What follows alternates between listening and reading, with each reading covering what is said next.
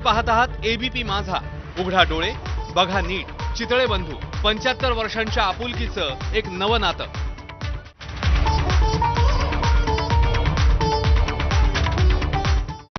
Headlines brought to you by Chitale बंधू.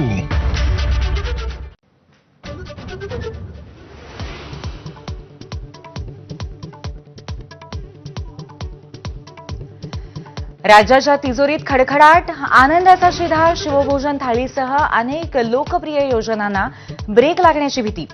तब्बल 1 लाख कोटींची वित्तीय तूट भरून काढण्याचं आव्हान. लाडकी बहीणमुळे वाढला बोजा.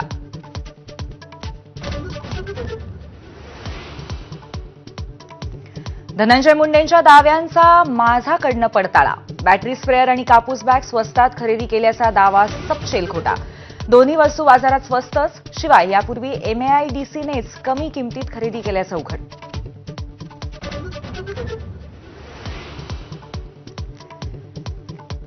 बीडमधील गुन्हेगारीच्या बातम्या पाहण्यालाही कृष्णा आंधळे समर्थकांचा आक्षेप.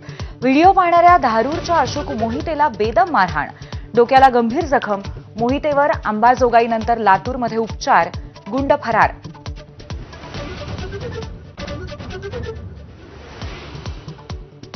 ठाण्यातल्या जनता दरबाराच्या आयोजनामुळे चर्चेत आलेल्या पालघरचे पालकमंत्री गणेश नाईकांकडे संपर्क मंत्री म्हणून ठाण्याची जबाबदारी.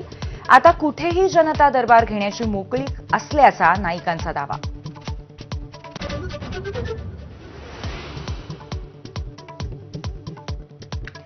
पंतप्रधान मोदींचं आज राज्यसभेत संबोधन. दुपारी 4 वाजता राष्ट्रपतींच्या अभिभाषणावरील चर्चेला उत्तर देणार. विरोधकांकडून गदारोळ होण्याची शक्यता.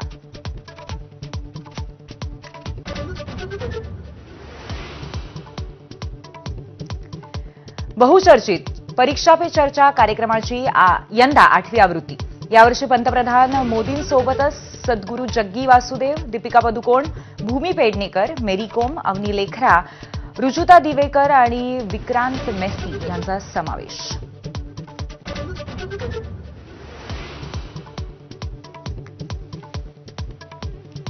सैफच्या हल्लेखोराला घरातल्या 2 महिला कर्मचाऱ्यांनी ओळखलं. सीसीटीव्ही फुटेज आणि अटकेतील आरोपी वेगळा असल्याच्या शक्यतेला पूर्णविराम. फेस रेकग्नायझेशन टेस्टचाही दुजोरा.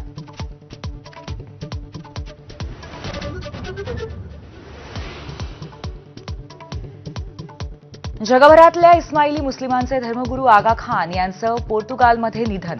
वयाच्या 88व्या वर्षी अखेरचा श्वास.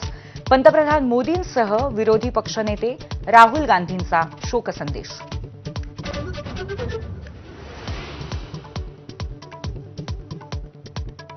इंग्लंड विरुद्ध भारत पहिला वनडे सामना आज नागपूरमध्ये. जामठ्याच्या व्हीसीए स्टेडियमवरती दुपारी 1:30 वाजता सामना सुरू होणार.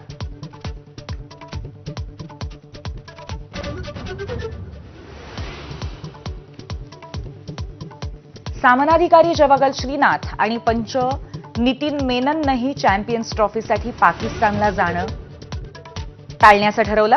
श्रीनाथने मागितली रजा तर नितीन मेनन यांनी पुढे केलं वैयक्तिक कारण.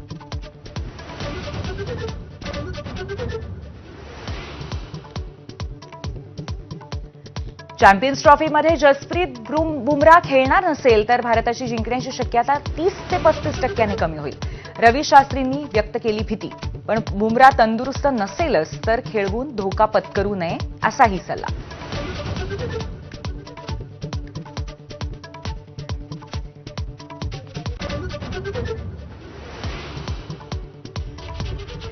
नमस्कार, मी